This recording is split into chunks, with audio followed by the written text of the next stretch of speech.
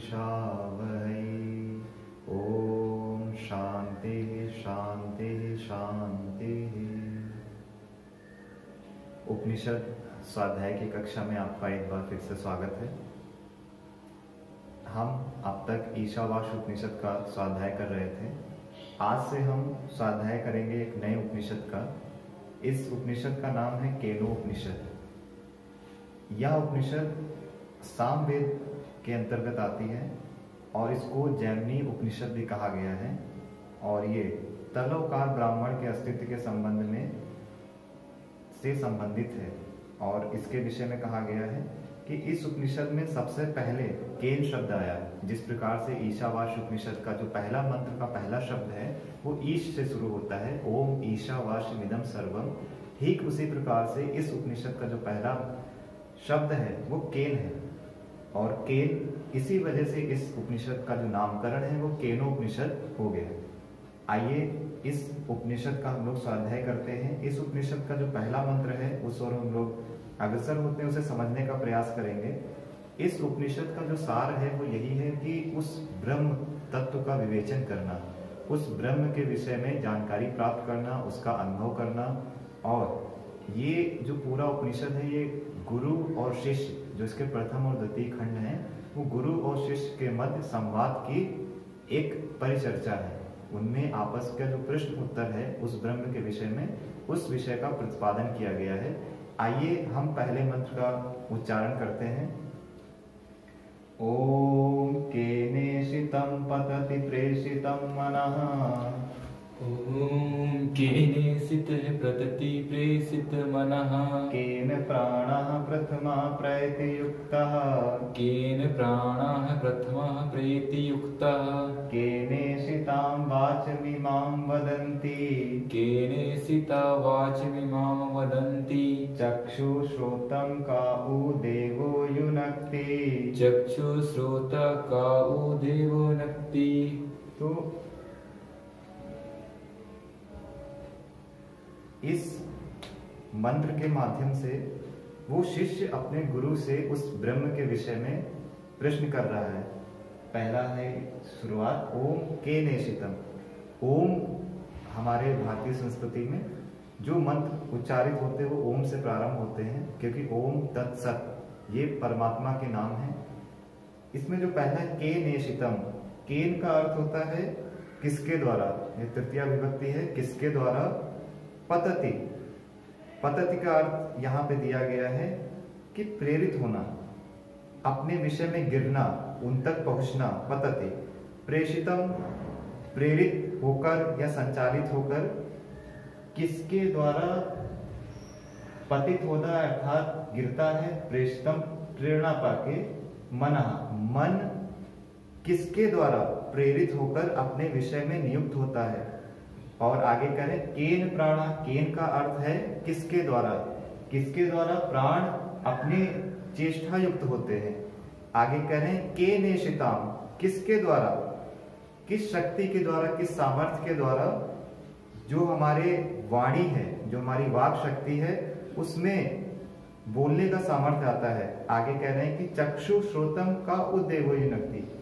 और हमारे चक्षु और श्रोत, नेत्रेंद्रिय और कर्ण इंद्रिय, इन दोनों इंद्रियों को कौन नियुक्त करता है, यानी वो देव कौन है, वो शक्ति कौन है जिसके द्वारा ये मन पतित होता है अर्थात प्रेरणा को प्राप्त होता है। प्रेषितम का अर्थ है प्रेरणा युक्त होकर। मनः, मन और प्राण। तो इसका जो सारांश है, इसमें 4 प्रश्न मुख्य रूप से कहे गए हैं शिष्य के द्वारा कि जड़ रूप जो अंतःकरण है, हमारा प्राण है, हमारा मन है, और हमारी जो वाणी है, चक्षु और श्रोत जो इंद्रियां हैं, किसके द्वारा अपने अपने कार्य को करने की योग्यता प्रदान कर रहे हैं, अर्थात किसके द्वारा अपने अपने कार्य में प्रवृत्त हो रहे हैं। इस भाव को समझाने के लिए, इसको समझने के लिए वो शिष्य अपने गुरु से प्रश्न पूछ रहा है। और केन का जो अर्थ है वो है किसके द्वारा। तो किसके द्वारा ये सारे जो जड़ युक्त पदार्थ हैं, जो जड़ रूप है, अंतःकरण, प्राण, वाणी आदि, कर्मेंद्रिय, चक्षु, ज्ञानेंद्रिय और कर्मेंद्रिय किसके द्वारा अपने अपने कार्य को करने में सक्षम है, सामर्थ्य में किस शक्ति के द्वारा प्रदान हो रहा है। इसी प्रकार से उस ब्रह्म के विषय में शिष्य ने गुरु के समक्ष कुछ प्रश्न रखे। हम सामान्य जीवन में जो मनुष्य आसक्त होकर जीता है उसे यही प्रतीत होता है कि ये जो कार्य है ये मैं स्वयं कर रहा हूँ। तो वास्तव में ये करने वाला जो सामर्थ्य है वो किसके द्वारा सामर्थ्य हमें प्राप्त हो रहा है? वो ब्रह्म के द्वारा प्राप्त हो रहा है या व्यक्ति स्वयं उसको करने में सक्षम है? इसी का गूढ़ विवेचन इस उपनिषद के माध्यम से हम आगे पढ़ेंगे इसमें, और इस विषय को ध्यान में रखते हुए कि इन शक्तियों को जो युक्त कर रहा है, अर्थात इन इंद्रियों शक्तियों को जो युक्त करने वाले हैं वो कौन है? किसके द्वारा? तो ये किसके द्वारा सारी चीजें हो रही हैं? ये तो हमारी ऐन्द्रिक स्तर पे हो गई जो हमसे जुड़ी हुई है, अंतःकरण, मन, प्राण आदि। परंतु हम इसको बाह्य रूप में भी देख सकते हैं कि हर वस्तु के पीछे कोई ना कोई कारण होता है। इसी प्रकार से जो अन्य वस्तुएं हैं, जैसे ये पौधा है, ये पौधा अपने उसको वृद्धि को प्राप्त हो रहा है, तो किसके द्वारा ये अपनी वृद्धि को प्राप्त हो रहा है? ये सूर्य किसके द्वारा अपने चक्र को सतत चलायमान रखे हुए है? ये पृथ्वी किसके द्वारा अपनी जो अक्ष है उस पे गति कर रही है? ये जो हमारा मौसम है वो किसके द्वारा अपने अपना कार्य करने में सक्षम है? इस प्रकार से इस पूरी सृष्टि में हम देखें तो किसके द्वारा ये सारी सृष्टि चलायमान है, अपनी गति को प्राप्त हो रही है। इसी प्रकार से इन्हीं जिज्ञासाओं को लेकर वो शिष्य ने उस ब्रह्म के विषय में गुरुदेव को अपनी जिज्ञासा उनके समक्ष प्रकट की है और पूछ रहे हैं के नेशितम पतति प्रेषितम मना, किसके द्वारा ये मन प्रेरित होकर अपने विषयों की ओर अग्रसर होता है? उसमें पतत का अर्थ है गिरता है, यानी उसमें संलग्न होता है। तो इसी विषय में चक्षु, श्रोत आदि आदि प्रकार से किसके द्वारा ये सारी इंद्रियां अपने अपने कार्य को करने में सक्षम हैं?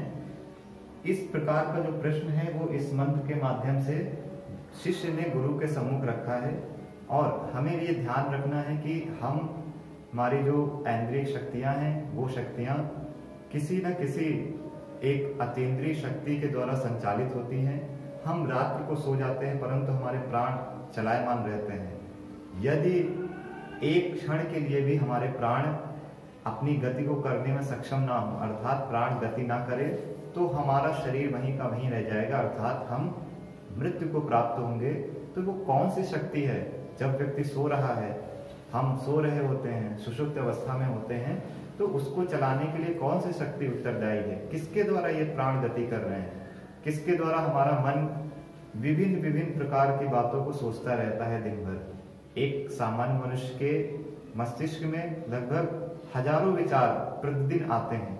तो वो कौन सी शक्ति है जो इस मन को मनन करने के लिए प्रेरित करती है? तो इस प्रकार से ये इन शक्तियों के पीछे, अर्थात इन ऐन्द्रिक शक्तियों के पीछे वास्तविक शक्ति कौन है? किसके द्वारा ये सारी चीजें अपने अपने कर्मों में अपनी अपनी प्रवृत्तियों को प्राप्त हो रहे हैं?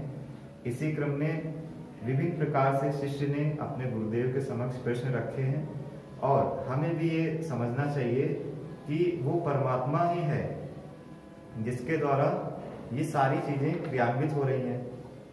आगे बहुत सारी बातें भक्ति के रूप में कही गई हैं इस विषय को ध्यान में रखते हुए कि वो परमात्मा ही है जिसके द्वारा संपूर्ण सृष्टि का जो चक्र है वो चलायमान है। उसी की स्फूर्ति से, उसी की प्रेरणा से ये सारा सृष्टि क्रम, सृष्टि चक्र चलायमान है।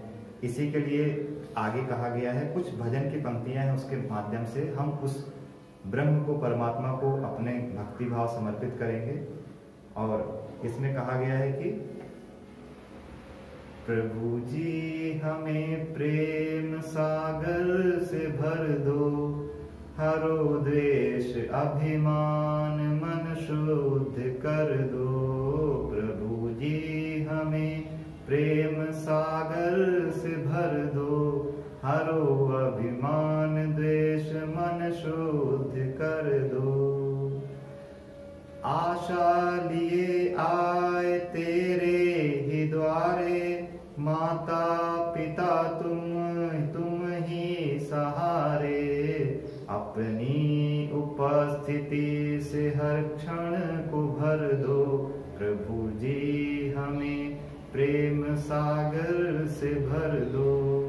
आगे कह रहे हैं उसी बात को कि तुम्हारी ही शक्ति से सृष्टि चक्र चलते, हर पल दिए गगन में जलते।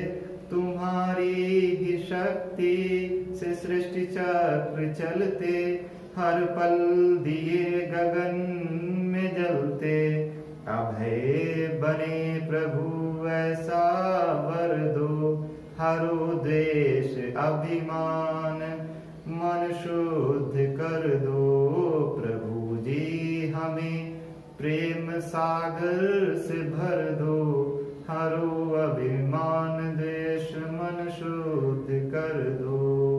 हरो द्वेष अभिमान मन शुद्ध कर दो। तो इस भजन के माध्यम से उस सृष्टि चक्र को संचालित करने की शक्ति किसके द्वारा, केन अर्थात किसके द्वारा सृष्टि अपने चक्र को समान रूप से संचालित करने में सक्षम है। विधिवत रूप से इस प्रकृति में सारे कार्य हो रहे हैं। ये एक बीज का अंकुरण होना, उससे पौधा या वृक्ष के रूप में उसका परिगत होना, उसको आगे चल के एक वृक्ष का रूप आकार में ले लेना, वृक्ष के माध्यम से फलों का लगना, और इस प्रकृति के में जो विभिन्न प्रकार की प्रक्रियाएं चल रही हैं अपनी नियमित रूप से चल रही हैं, उनमें किसी भी प्रकार से कहीं भी किसी भी रूप में कोई विकार, द्वेष या अनियमितता नहीं है। तो ये सृष्टि को इतने बढ़िया तरीके से चलाने में कौन सक्षम है? केन, किसके द्वारा ये सारा काम हो रहा है? तो आज की जो कक्षा है उसमें शिष्य और गुरु के मध्य यही संवाद हुआ है, और उन्होंने पूछा है शिष्य ने कि हे गुरुदेव, केनेशितम, किसके द्वारा ये सारे चक्र चल रहे हैं? तो परमात्मा ही है। इस विषय में गुरुदेव उनके उत्तर में अगले मंत्र के माध्यम से हमें बताएंगे। आइए आज की कक्षा को यहीं पे विराम देते हैं, शेष चर्चा अगली कक्षा में करेंगे। हम ईश्वर से प्रार्थना करें कि हमारा जीवन उस परम शक्ति से ओतप्रोत हो, हम कल्याण के मार्ग के अनुगामी हो, हम ऋषियों के मार्ग के अनुगामी हो। इसी भावना के साथ आज की कक्षा को यहीं पे विराम देते हैं, शेष चर्चा अगली कक्षा में।